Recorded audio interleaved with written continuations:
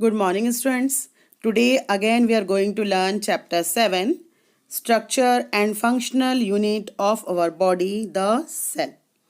Plastid. Plastid is a solid bodies found in plant cell. Their function is to store pigments, that is the color. Different colors of fruits and flowers are because of the plastid. And plastid store food of plant, that is starch.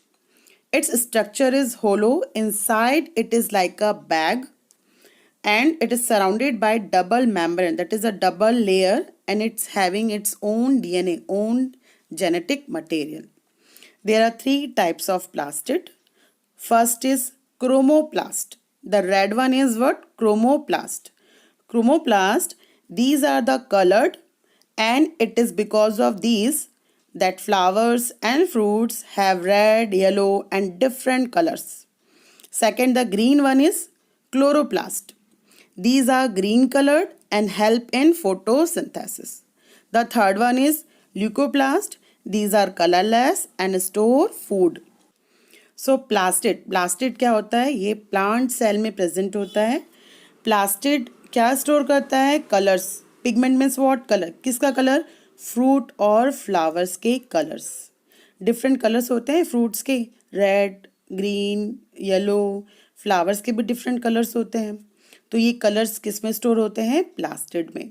Plastid plant के food starch को भी store करता है. इसका structure कैसे होता है? होलो. ये अंदर से खाली होता है लाइक अ बैग, और इसके चारों तरफ क्या होती है? डबल मेम्ब्रेन, डबल लेयर होती है स्किन की. इसका खुद का क्या होता है? डीएनए होता है. अब now there are three types of plastid. पहला वाला क्या है? रेड कलर वाला क्रोमोप्लास्ट. क्रोमोप्लास्ट वो होता है जो जिसके कारण क्या होता है? फ्लावर्स और फ्रूट्स के डिफरेंट कलर्स होते हैं. ये कलरफुल होता है. ग्रीन वन क्या है? क्लोरोप्लास्ट. क्लोरोप्लास्ट क्या करता है? प्लांट सेल को फूड प्रिपरेशन मतलब फोटोसिंथेसिस में हेल्प करता है. इसका कलर ग्रीन होता है. और लास्ट ल्यूकोप्लास्ट. ल्यूकोप्लास्ट कोई कलर नहीं होता इसमें. इसका जो वर्क होता है वो फूड को स्टोर करना होता है. Now after plastid we are going to see about the detail of nucleus. See students, plant cell, animal cell both are having nucleus. As our body having brain controls our all the activities. Similarly, nucleus control all the activities of the cell. That's why nucleus is called core of the cell. That is the main functioning or main controlling of the cell. It is what? Nucleus. And therefore we say that nucleus is the brain of the cell. Now because nucleus is present inside the cell, so nucleus is having what? Nuclear membrane. Nucleus is having nuclear membrane, and this membrane is of double layer. It having outer layer and inner layer. See, this is the figure of nucleus. अब nucleus में क्या होता है देखो आप. Nucleus में क्या होते हैं? आउटसाइड में देखो जो पर्पल कलर है वहां पे क्या है? स्मॉल स्मॉल आपके होल्स हैं. इसको हम क्या बोलते हैं? Nuclear pores. Nuclear pores as in previous class also I told. Nuclear pores क्या करते हैं? न्यूक्लियस के अंदर जो मटेरियल क्रिएट्स होते हैं उसको एक्सचेंज करने में हेल्प करते हैं. न्यूक्लियस जो रहता है वो किसके अंदर होता है? सेल के अंदर होता है ना. तो न्यूक्लियस के बाहर क्या होता है? साइटोप्लाज्म होता है. तो न्यूक्लियस के अंदर जो मटेरियल्स क्रिएट होते हैं वो साइटोप्लाज्म में आते हैं, और साइटोप्लाज्म से कुछ मटेरियल्स कहाँ जाते हैं? न्यूक्लियस के अंदर जाते हैं. और ये जो कम्युनिकेशन या जो मटेरियल्स का ट्रांसपोर्ट है वो किसके थ्रू होता है? न्यूक्लियस पोर्स के थ्रू होता है. उसके बाद न्यूक्लियस के देखो चारों तरफ क्या होती है? मेम्ब्रेन होती है, डबल लेयर मेम्ब्रेन होती है. उसको हम बोलते हैं न्यूक्लियर एनवलप. जैसे हम कोई लेटर डालते हैं एक एनवलप के अंदर डालते हैं, एग्जैक्टली वैसे ही यहाँ पे न्यूक्लियस का भी क्या होता है? लेयर होती है. उसको हम न्यूक्लियर एनवलप बोलते हैं. न्यूक्लियस के अंदर एक जेल होता है, एक लिक्विड होता है, उसको हम बोलते हैं न्यूक्लियोप्लाज्म, क्या बोलते हैं उसको, न्यूक्लियोप्लाज्म बोलते हैं, और उसके अंदर आपका प्रेजेंट होता है nucleus. Now the students, as nucleus, what the nucleus containing, nucleus containing DNA. And what is the full form of DNA? DNA is what? Deoxyribonucleic acid. See, this is the figure of DNA. So DNA करता क्या है, DNA क्या करता है, DNA जो हमें मिलता है वो हमारे किससे मिलता है, DNA we gain from our parents. Okay, therefore we all are resemble to our parents. मतलब डीएनए हमें अपने पेरेंट्स से मिलता है, इसलिए हम सब सिमिलर होते हैं या किसकी तरह दिखते हैं, अपने पेरेंट्स की तरह दिखते हैं. So DNA, what contain DNA? DNA is having this thread like a long thread like structure.